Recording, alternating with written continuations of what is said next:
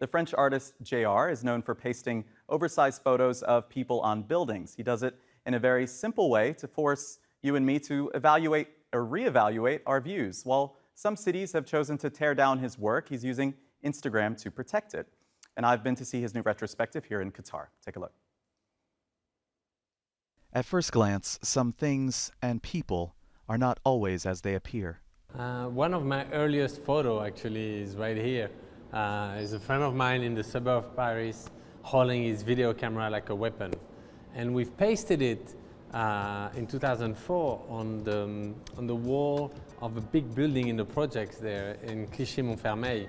The photographs were meant to challenge perceptions of youth. Riots a year later in the same French community would show there was still work to be done. The violence highlighted his work, but he remained anonymous. Soon after, JR moved on to bigger walls.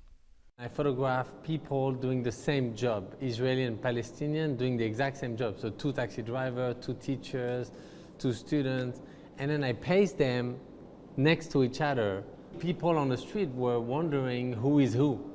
Who is the Israeli and who is the Palestinian? Many onlookers couldn't tell the difference. That was the point. At 34, JR is one of the youngest artists to have his work presented in the Middle East.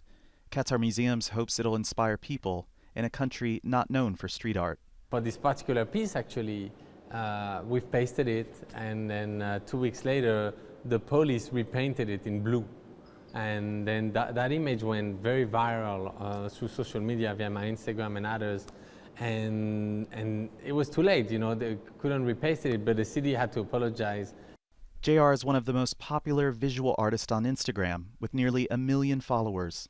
After this portion of Wrinkles of the City was destroyed in Istanbul, others were protected thanks to public pressure. It's also how he hears from people.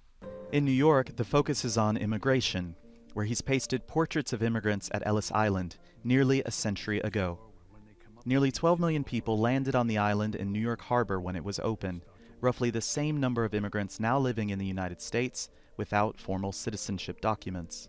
When I started the project, I was just very fascinated by this island. I went in Lampedusa in Italy, I went in other places to see what is the Ellis Island of today.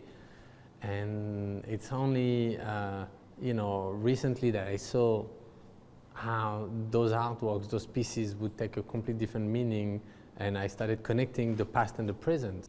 JR continues to hide his identity. Initially, it was to avoid the police.